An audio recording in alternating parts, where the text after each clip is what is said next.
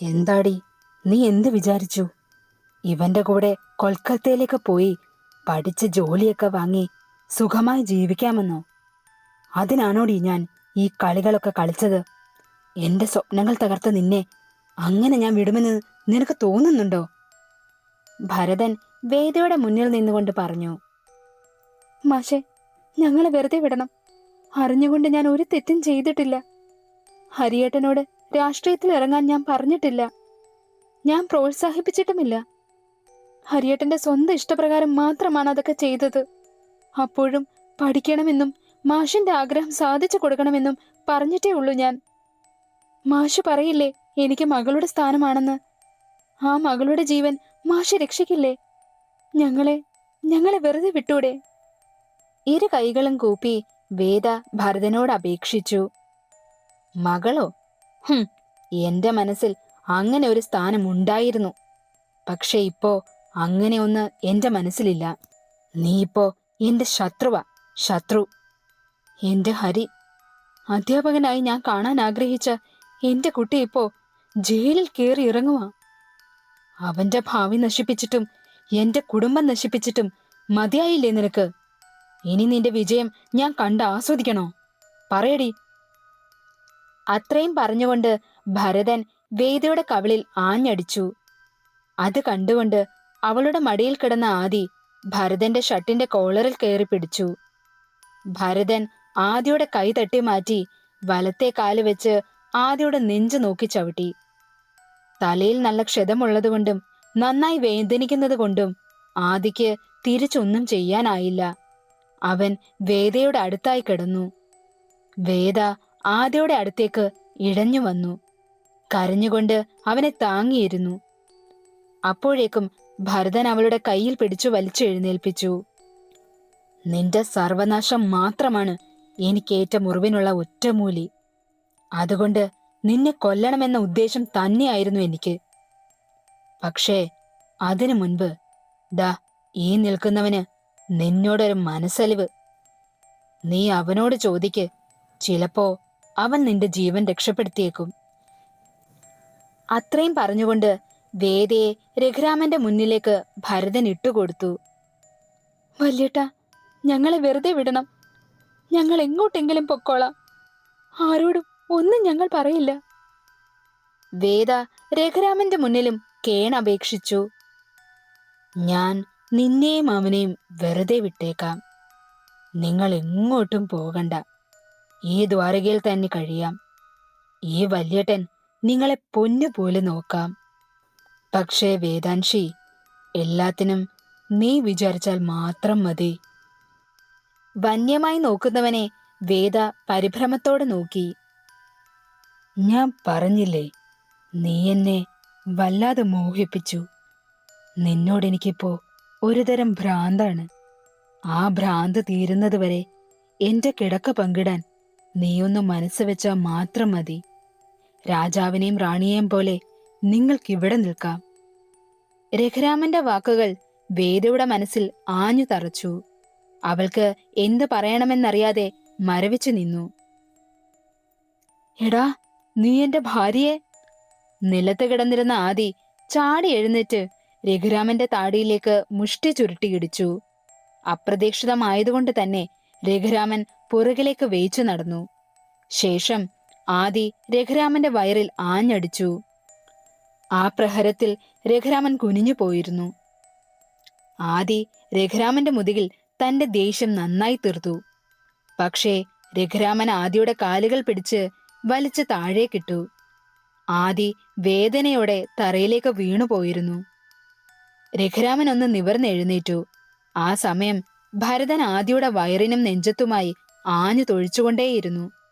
വേദ ഭരതന്റെ കാല് പിടിച്ച് അപേക്ഷിച്ചു. മാഷേ, ആദിയേട്ടനെ ഒന്നും ചെയ്യല്ലേ. പക്ഷേ ഭരതൻ ആ കാലുകൊണ്ട് അവളെ തട്ടിമാറ്റി. അപ്പോഴേക്കും രഘുരാമൻ ആദിയുടെ അടുത്തായി വന്നുകൊണ്ട് അവനെ പിടിച്ചെഴുന്നേൽപ്പിച്ചു. വേദനയിൽ ആദിയുടെ കാലുകളും കണ്ണുകളും പൊന്താനായില്ല. ആ സമയം വേദ അവനരികിൽ പോകാൻ തുടങ്ങിയതും ഭരതൻ അവളെ തടഞ്ഞുകൊണ്ട് അവളുടെ കവിളിൽ വീണ്ടും കൈ ഉതിർത്തു. ശേഷം അവളെ നാണിയമ്മയുടെ കൈകളിൽ ഏൽപ്പിച്ചു. നാണിയമ്മ അവളെ ബലമായി പിടിച്ചു നിർത്തി. രഘുരാമൻ ആദിയുടെ മുഖം ഒരു കൈയാൽ ഉയർത്തിപ്പിടിച്ചു. ഈ രഘുരാമൻ ആഗ്രഹിച്ചത് നേടിയിരിക്കും. അതിപ്പോ ആരെ കൊന്നിട്ടായാലും. അതെന്റെ ഒരു ശീലമാ. അവിടെ അനിയനെന്നോ അച്ഛനെന്നോ ഞാൻ നോക്കില്ല. പക്ഷേ ഞാൻ നിനക്ക് നല്ലൊരു വാഗ്ദാനം തന്നതല്ലേ, ഇവളെ കുറച്ചു നേരത്തേക്ക് എനിക്ക് വിട്ടുതരാൻ. അത് നീ സമ്മതിച്ചിരുന്നെങ്കിൽ നിന്റെയും ഇവളുടെയും ജീവനെങ്കിലും കിട്ടില്ലായിരുന്നോ? എന്ത് ചെയ്യാം, ഇനിയിപ്പോ ആദ്യം നിന്റെ ജീവൻ ഞാൻ അങ്ങ് എടുക്കുക. പറഞ്ഞു തീർന്നതും കയ്യിൽ കരുതിയ ചെറിയൊരു കടാര കൊണ്ട് ആദിയുടെ വയറിൽ രഘുരാമൻ കുത്തിയിറക്കി. വേദ അലറി വിളിച്ചു. അവളുടെ ഹൃദയം ഒരു നിമിഷമൊന്ന് നിന്നു പോയിരുന്നു. ആദിയുടെ കണ്ണുകൾ തള്ളി വന്നു. വേദനയിൽ അവൻ രഘുരാമന്റെ തോളിൽ അമർത്തിപ്പിടിച്ചു. രഘുരാമൻ കുത്തിയ കത്തി തിരിച്ചു വലിച്ചെടുത്ത് ആദിയെ താഴേക്ക് തള്ളിയിട്ടു. വേദ ആദിയുടെ അരികിലേക്ക് ഓടിയെത്തി. അവനെ തുടരെ തുടരെ വിളിച്ചുകൊണ്ടേയിരുന്നു. വേദനയിൽ കിടന്ന് പുളയുന്നവനെ നോക്കി നിൽക്കാനല്ലാതെ അവൾക്കൊന്നും ചെയ്യാനായില്ല. മാഷേ, എന്റെ ആദ്യേട്ടനെ രക്ഷിക്കണം. ദയവായി അദ്ദേഹത്തോട് അലിവ് കാട്ടണം. വേദ ഇഴഞ്ഞു ഭരതന്റെ കാലിൽ വീണു. പക്ഷേ ഭരതൻ അവളുടെ കണ്ണുനീർ കണ്ട് ആസ്വദിക്കുകയായിരുന്നു. ഭരതനിൽ ഒരു ഭാവമാറ്റവും ഇല്ല എന്ന് മനസ്സിലാക്കിയ വേദ നാണിയമ്മയുടെ കാലിൽ വന്നു വീണു. നാണിയമ്മയെ സ്വന്തം അമ്മയെ പോലെ കണ്ട അദ്ദേഹത്തെ രക്ഷിക്കണം.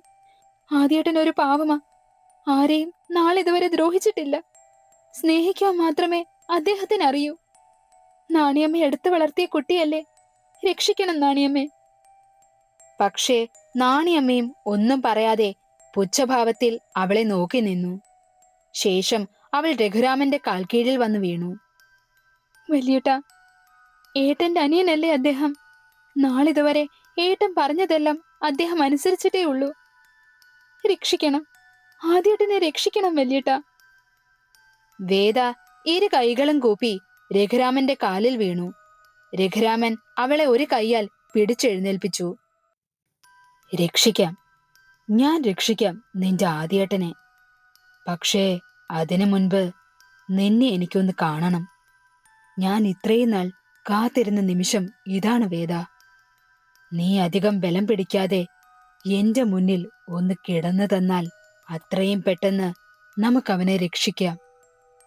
വേദയുടെ തോളിൽ കൈകൾ വെച്ചുകൊണ്ട് രഘുരാമൻ പറഞ്ഞതും വേദനയിലും ആദ്യം ഒന്ന് തലയുയർത്തി രഘുരാമനെ നോക്കി. ഡാ, അവളെ വിടടാ, അവളെ ഒന്നും ചെയ്യല്ല്. അത്രയും പറഞ്ഞുകൊണ്ട് ആദ്യം എഴുന്നേൽക്കാൻ തുടങ്ങിയതും രഘുരാമൻ അവന്റെ മുറിവിൽ ചവിട്ടിപ്പിടിച്ചു. വീണ്ടും രക്തം വാർന്നൊലിച്ചു. ആദി അലറിക്കരഞ്ഞു. വേദ എങ്ങനെയോ രഘുരാമന്റെ കാലുകൾ ബലമായി പിടിച്ചു മാറ്റി. പെട്ടെന്ന് രഘുരാമൻ വേദയുടെ കരണത്ത് ആഞ്ഞടിച്ചുകൊണ്ട് അവളുടെ മുടിയിൽ കുത്തിപ്പിടിച്ചു. ദാ, ഈ നിൽക്കുന്നവൾക്ക് വേണ്ടിയല്ലേ നീ സ്വന്തം ജീവൻ വരെ ബലി നൽകിയത്. ഇവളെ ഞാൻ മതിവരുവോളം ആസ്വദിക്കുന്നത് കൂടി നീ നേരിൽ കാണ്. അത്രയും പറഞ്ഞുകൊണ്ട് വേദിയുടെ സാരി രഘുരാമൻ അവളിൽ നിന്നും അഴിച്ചുമാറ്റി. ഭരതനും നാണിയമ്മയും ചേർന്ന് അബോധാവസ്ഥയിൽ കിടന്നിരുന്ന വിലാസിനിയെ താങ്ങിയെടുത്തുകൊണ്ട് മുറിയിൽ നിന്നും പുറത്തിറങ്ങി വാതിലടച്ചു. എന്നെ ഒന്നും ചെയ്യല്ലേ വലിയേട്ടാ, ഞങ്ങളെ വെറുതെ വിട്ടേക്ക്. എങ്ങോട്ടെങ്കിലും പൊക്കോളാം ഞങ്ങൾ. വേദ തന്റെ മാറ് ഇരു കൈകളാൽ പൊത്തിപ്പിടിച്ചുകൊണ്ട് പറഞ്ഞു. രഘുരാമൻ ആർത്തു ചിരിച്ചു. അവന്റെ കണ്ണുകൾ അവളുടെ മാറിടങ്ങളെ തിരിഞ്ഞുകൊണ്ടേയിരുന്നു. നീ എങ്ങോട്ടും പോകണ്ട. എന്റെ ആവശ്യം കഴിഞ്ഞ ഞാൻ പറഞ്ഞയച്ചേക്കാം. ദാ, അവന്റെ കൂടെ. പിന്നെ നിങ്ങൾ സുഖമായി ജീവിക്കേ. അത്രയും പറഞ്ഞുകൊണ്ട് വേദിയുടെ ബ്ലൗസും അവൻ കീറിക്കളഞ്ഞു. എല്ലാം കണ്ടുകൊണ്ട് ഒന്നും ചെയ്യാനാവാതെ രക്തം വാർന്നൊലിച്ച് കിടന്ന് കരയുകയായിരുന്നു ആദി അവിടെ. വലിയേട്ടാ, അവളെ ഒന്നും ചെയ്യല്ലേ. കരഞ്ഞുകൊണ്ട് ആദി പറയുമ്പോഴും രഘുരാമൻ അത് വകവയ്ക്കാതെ വേദിയെ കട്ടിലിലേക്ക് കിടത്തി അവളുടെ ശരീരത്തിലേക്ക് അവൻ അമർന്നു കിടന്നു. വേദിയുടെ നിലവിളിയും കരച്ചിലും പുറത്തു നിൽക്കുന്ന ഭരതൻ കേട്ട് ആസ്വദിച്ചു. വേദയുടെ നിസ്സഹായാവസ്ഥയും അവളുടെ വേദനയും തന്റെ മുന്നിലിട്ട് സ്വന്തം ഭാര്യയെ നശിപ്പിക്കുമ്പോ ഒന്ന് ചലിക്കാനാവാതെ കിടക്കുന്നവന്റെ ഹൃദയം അല്പാൽപമായി നിൽക്കാൻ തുടങ്ങിയിരുന്നു. അവസാന ശ്വാസത്തിലും വേദ എന്ന പേരു മാത്രം അവൻ ഉച്ചരിച്ചു. ആദി തന്റെ അവസാന ശ്വാസവും ആഞ്ഞു വലിച്ചു. ഒടുവിൽ ആദിദേവ് മരണപ്പെട്ടു. അവന്റെ കണ്ണുകൾ ഇപ്പോഴും അലറി വിളിക്കുന്ന വേദയിലായിരുന്നു. മരിച്ചു കഴിഞ്ഞപ്പോഴും അവന്റെ കണ്ണുകളിൽ നിന്നും കണ്ണുനീർ തുള്ളികൾ ഒലിച്ചുകൊണ്ടിരുന്നു. ഇതൊന്നും അറിയാതെ വേദ രഘുരാമനെ ചെറുക്കാൻ പ്രയാസപ്പെട്ടുകൊണ്ടേയിരുന്നു. ഒടുവിൽ അവളുടെ കണ്ണുകൾ നിശ്ചലമായി കിടക്കുന്ന ആദിയിലുടക്കി. ആദിയേട്ടാ, അവൾ അലറി വിളിച്ചു. രഘുരാമൻ അതൊന്നും വകവയ്ക്കാതെ അവളുടെ ശരീരത്തിൽ അവസാനമായി ഉണ്ടായിരുന്ന വസ്ത്രം കൂടി അഴിച്ചു മാറ്റിയിരുന്നു.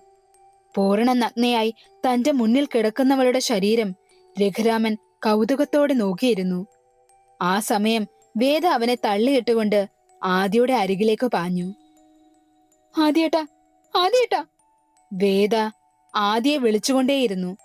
അവനെ തന്റെ നെഞ്ചോട് ചേർത്ത് പിടിച്ച് അവൾ അലറിക്കരഞ്ഞു. രഘുരാമൻ അവളുടെ അടുത്തേക്കായി വന്നു നിന്നുകൊണ്ട് ആദിയെ വലതുകാൽ കൊണ്ട് തൊഴിച്ചു തെറിപ്പിച്ചു. വേദിയിൽ നിന്നും അടർന്നു മാറി ദൂരേക്ക് അവൻ തെറിച്ചു വീണു. വേദ ശ്വാസമടക്കി അത് കണ്ടു നിന്നു. അവളുടെ കണ്ണുകളിൽ രഘുരാമനോടുള്ള പക ജ്വലിച്ചു. ആദിയെ കുത്തിയ കടാര താഴെയായി കിടക്കുന്നത് കണ്ട വേദ അതെടുത്ത് രഘുരാമന്റെ നെഞ്ചിലേക്ക് കുത്തിയിറക്കാൻ തുനിഞ്ഞു. പക്ഷേ രഘുരാമൻ അവന്റെ വലത് കൈകൊണ്ട് അവളുടെ കൈ തടഞ്ഞു. അവളെ അടിമുടി നോക്കി അവൻ തന്റെ മീശ പിരിച്ചുകൊണ്ട് കറക്കി അവന്റെ നെഞ്ചിലേക്ക് അടുപ്പിച്ചു. അവളുടെ മുടിയിൽ നിന്നും വരുന്ന സുഗന്ധവും അവളുടെ ശരീരത്തിൽ നിന്നും വരുന്ന വിയർപ്പിന്റെ ഗന്ധവും അവൻ വലിച്ചെടുത്തു. അവനിൽ പെട്ടെന്ന് ഉന്മാദം നിറഞ്ഞു. വേദ അവളുടെ കാലുകൊണ്ട് അവന്റെ കാലിൽ ചവിട്ടി നേരെ നിന്നു. പെട്ടെന്നായതുകൊണ്ട് തന്നെ രഘുരാമൻ ഒന്നും ചെയ്യാനായില്ല.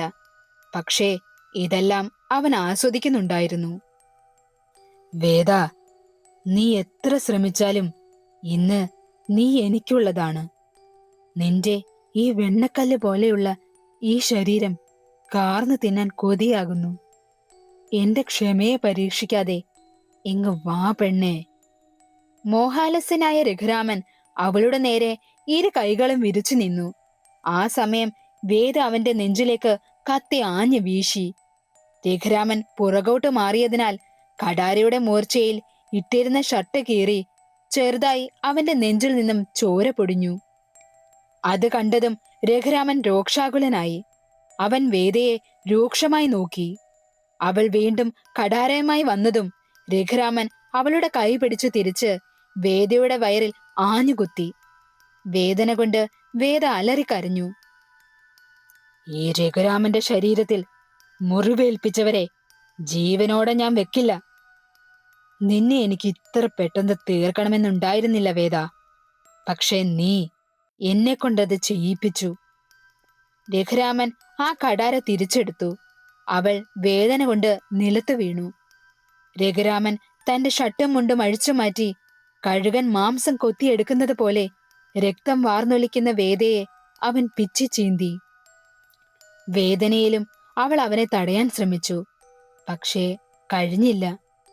അതിനുള്ളിൽ വേദയെ അവൻ പൂർണ്ണമായും കീഴ്പ്പെടുത്തിയിരുന്നു.